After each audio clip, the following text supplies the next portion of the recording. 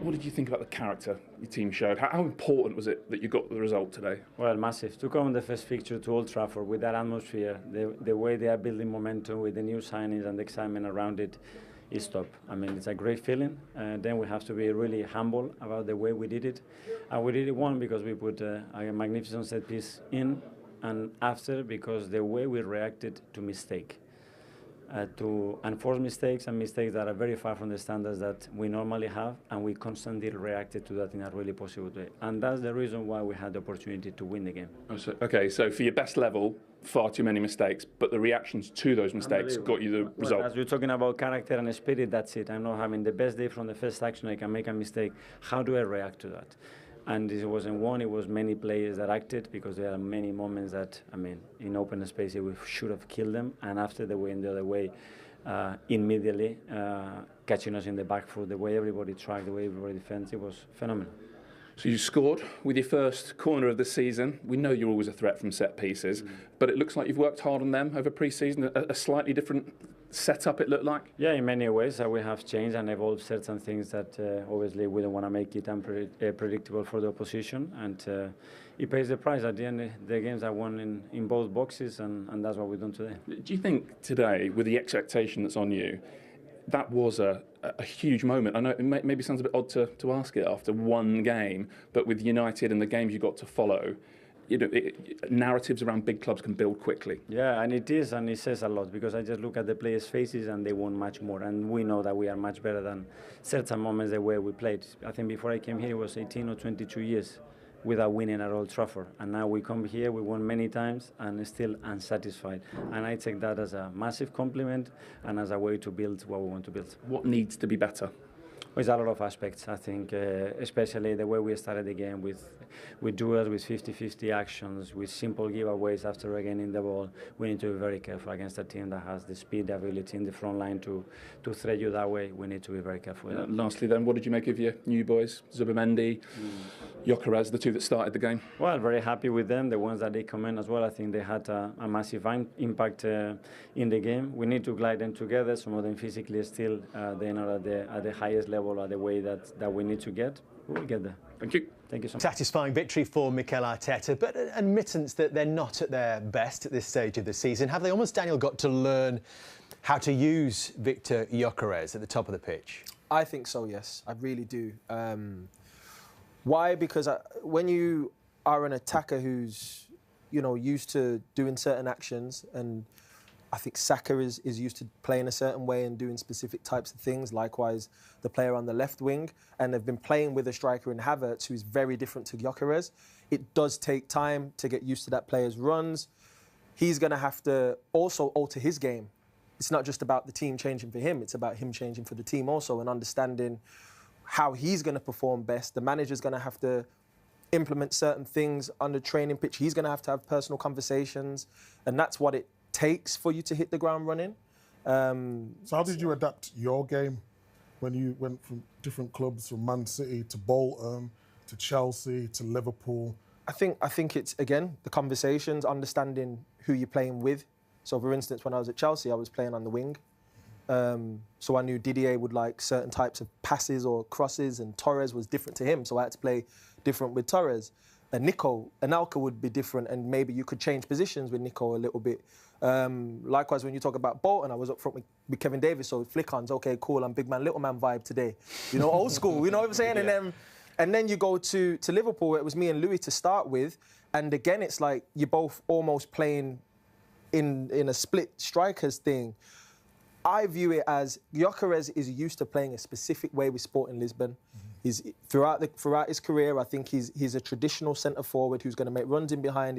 He's a strong player. He's got pace. He's powerful, and his game is predicated on that power and those first yards of making a run to get himself in a position to get a shot off. And he missed a lot of pre-season, didn't he? He did miss a chunk of pre-season with all the transfer speculation. I don't think he was training. So you think another few more games, he might get up. He didn't look sharp today. Yeah, he didn't. We can show you his touch map, and this maybe, Micah, suggests that he and Arsenal are some way from unlocking his real potential. I think we've got 3 touches in the opposition box, and for context, I think Šeško coming on late in the game actually had 4 touches in the opposition box. And just to add on Gyökeres, it's the first time in a league game since he left Coventry that he's not actually had a shot at a game. Yeah, I think Roy mentioned it. He's come back late pre-season. You'd like these touch maps to be a little bit better, but do you expect someone to be the sharpest on the first game of the season? Danny makes a great point about how to adapt to the team. I think he's a striker where he plays wing backs and he just makes that run. I think Arsenal, the way they want to play that intricacies through the mid-block and then Havertz getting on the ball and all them sort of things. But today he just looked a little bit frustrated. And that was not just Arsenal. I think it's because when Man United at times last season, they was dropping off, but Luke Shaw was engaging really tight. He knew exactly what he had to do. I thought Euro was good for a young player as well, reading the game, reading situations. And I thought the atmosphere was just a lot for him today. I think it'll be different once he goes to the Emirates and he's got the home team behind him. Leeds United next week. He'll be looking forward to that. Of course. And he struggled today, but we didn't expect him to be at his best today anyway, you know? This is the start that we've referenced a couple of times, that Mikel Arteta's side. Yes, a new promoted team next week in their first home game, but then after that, before the international break, away to Liverpool. Nottingham Forest, who looked good today and it made it very difficult for top sides last season, then City, then away to Newcastle, where they lost last season, have found it tough in recent seasons. But will they look at those differently because of the fact they've got off to a winning start here? Yeah, and listen, it's top. Most teams have difficult starts. You can't look at any game and think it's going to be easy. But from Arsenal's point of view, the sign of a really good team is when you're not at your best to win football matches. The worry for me a little bit in the second half, and the manager mentioned it there, is that there were opportunities to really go at United, and it was just and we're not about difficult passes. Sometimes just a simple pass or a simple run. They seemed awful from that point of view. But if you can win when you're not at your best, then that's a big plus. But going forward, when you're competing, you're trying to compete now with the likes of, obviously, we see Liverpool and Man City. They seem to have that more of a, they want to go for that second goal or that third goal, whereas Arsenal are still a bit, we got 1-0, we maybe hold on to it. And that kind of backfired a little bit last year when, again, we go back to it, they had too many draws. And too many draws won't win you league titles. And that's where they have to improve. So when we see them next week, if they're 1-0 up against Leeds, that they're really clinical. And obviously, Leeds at home is a different animal to Man United away, no doubt, as much as United are struggling. So I think Arsenal will need to find that, and we didn't see it today, and that's the first day of this season, to be really clinical in their play and really go for the second and third goal. Don't be hanging back and thinking we'll hold on. They've done that last year, and it cost them. I think that they need to score different types of goals to take the next step. More penetrative passes in the central areas, which in turn will give Gyökeres more opportunities to score goals. I think a lot of the goals he will end up scoring will be goals like Haaland scores, which is one-touch finishes in the box, crosses coming in, headers, poaching in the 6-yard box. I think he also thrives off of, similar to Haaland does though, in that those penetrative passes around the box, which is going to give him the chance to make that burst over a few yards to get his shots away. And will Zubimendi help with that as well, when he's got a bit more time and a bit more space? For sure. Yeah, well, they scored a goal exactly like that in pre-season, where it was cut back, it went out wide, it come back to Zubimendi, first time cross, and Gyökeres was there to head it in. So it was just about building. And when you're a big, strong man like that and you do miss pre-season, sometimes for the bigger lads who are big units, and he's a big, strong boy, he's like an old-fashioned striker, you definitely need a bit more time to kind of get up to speed. Sometimes the slider lads are a bit sharper up here, but for the big lads, it just takes a bit longer to get back. Manchester United point of view, as you've pointed out, Michael, very frustrating. 13 minutes into the brand new season, such a simple way to concede what has turned out to be the winning goal. Yeah, I think, like you say, it's just so simple. I mean, Arsenal have not had to do a great deal. Yeah, there's a little bit of pressure on him, he's off backing in. The worrying for me is that Saliba moves the goalkeeper. You know, that's his zone. He's got to boss that 3-4 yards out, really, and he's got to be moving Saliba, really, and he gets moved, and then he's off balance, he's in a weak position, he can't get any contact on it. It's just so simple and straightforward, really, and a kind of deflating one to concede so early on. For me, he ends up having the battle with Saliba too late. The ball's already on flight, and he's trying to battle now. That's when a keeper, you've got to do your work early, have the battle early doors, make sure you're dominant, and then when the ball's coming in the air, you've got to be in a position then to go and make an intent and go and punch it or whatever. Look, he's too late. He's got to step away then. The ball's already in flight. Now, look, he's on his own. He's trying to fight him now, and that ball's delivered. I'd like to see him bouncing on his toes. If you look at his feet, he's almost flattened. His body is kind of dead. You know, if you're on your toes, your body's primed and it's ready to sprint. And he's a bit kind of passive, really. He's got to do as well, Mike. He's got to be trying to get himself around Saliba so as he can get to the ball first. He's got his hands. Got to be active, haven't you? Yeah, you've got to be hands. So he's waiting, and then he's trying to punch it with the wrong hand. If anyone goes in that 6-yard box, the keepers I've played with, back in the day, there was things that were happening because of VAR they wouldn't do now. There's a few keepers I've played with would stamp on their toes and things like that. Can't do it nowadays. But that is your area. You've got to dominate. Domain. That's your domain. That's your area. Look, there's no way he's getting bossed completely, Ian. But he's having the battle, the physical battle, as the ball's coming in. And he's got to step away so that he gets a little bit of a run-up, a two-step, and then he can punch that ball. But he's not. He's battling. He's having a fight. And the rest, kind of gets surprised by it, probably. Yeah. He should be looking for it, knowing it's coming, and actually him being the one that's the proactive one, and, like you said, being elusive so he can come and get it. But he looks like he's surprised by the contact, and then he's fighting a losing battle after that. The big problem you've got now, you've left Onana out. We've seen Onana make so many mistakes. The manager already this game has got a goalkeeping problem after one game, because people are seeing that now. The defence are knowing that he hasn't dealt with it. The keeper himself has got to do what I call re-editing in his mind in some sort of way, that the next game that he's gonna learn from that and be better. But you've got a weakness already. As well as United, as well as I think they deserved at least a draw out the game, and there were some really good things, but they've got a really major problem already after one match. Yeah, well, Arsenal have done their homework clearly, because he had an issue in the League Cup tie at Tottenham last season in a very similar situation, and they've said let's test him early on. I think if Onana was in goal, they'd do the same, because you know the delivery from Arsenal is very good. There's a lot of bodies around. I even think that William Saliba, where I remember there was a time last season, the season before, Ben White would be really amongst the goalkeeper to the point where you're thinking, Ben, get away from him a bit. But I think that William Saliba is really passive.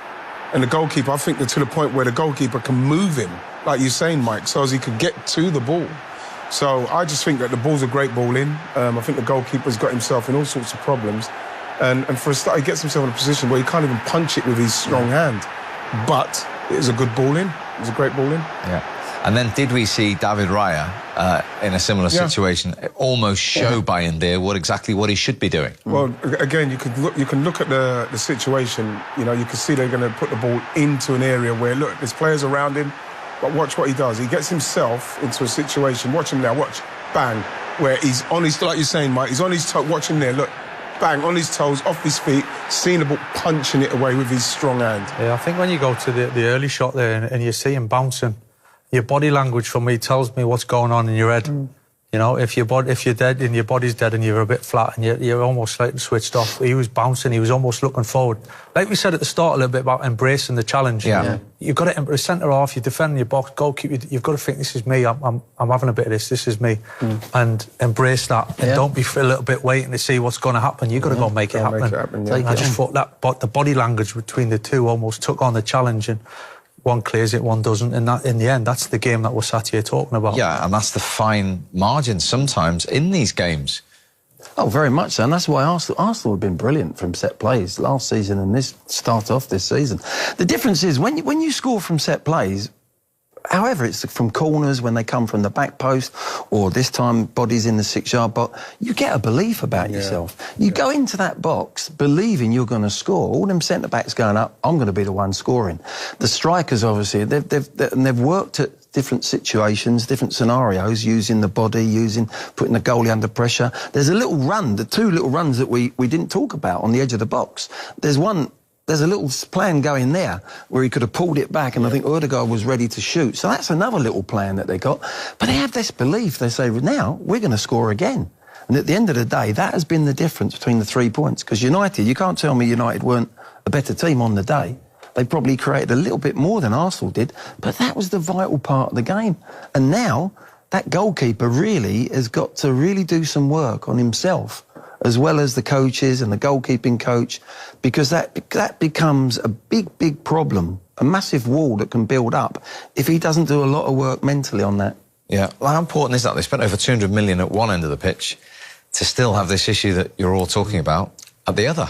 It's fine margins for a goalkeeper in that respect, you know. And but like Glenn said, that it quickly spreads both ways, you know. That commanding presence, belief, yeah, this is us, we're strong, to the other way of a little bit of unsure, who's going to come, shall I head it, is he keep coming, are we a little bit, don't give a corner away, oh, it's a long throw.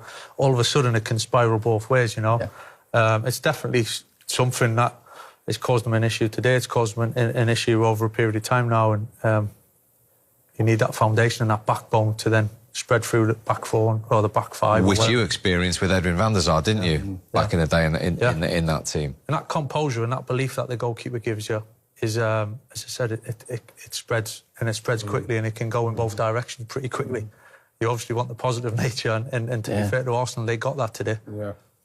I think that the goalkeeping problem from De Gea all the way to where we are now, obviously we've seen what's happened with Andre Onana, seen Bayern today, nowhere near it. Man United with the amount of money, like you just mentioned, and rightly as well, in the monies that they've spent, they need more goals. I think, like I said, they scored goals last season, what was relegation form. If it weren't for Bruno, I don't know where they would have been. So they've addressed that, and I think that Cunha and Mbeumo were very good today. But what's the point if your goalkeepers are going to be that bad? They need to... I don't know what's happening with Donnarumma. He weren't playing the other day. I don't know if he's coming here. I don't know if he's going... don't know where he's going, but they really do need to sort that goalkeeping situation out, because they've lost the game on that. It's very soft. It's a hard one to take, to lose it on that. Because I thought the players, especially people like De Ligt, I thought he played very well today. Cunha played well. Even Mbeumo for his debut. They played very, very well. They deserve to lose a game like that on a goalkeeper's poor technique. It's a terrible way to lose a game. Do you think, we've no idea where the budget's up to, and they've obviously got to get players out, but that might have enforced the need before August the 31st to get somebody in, goalkeeper-wise? I think they need a keeper. They do. And I think that will enhance that. I think the manager will sit down with his staff and think about that. They've got to shift some people out, I would imagine.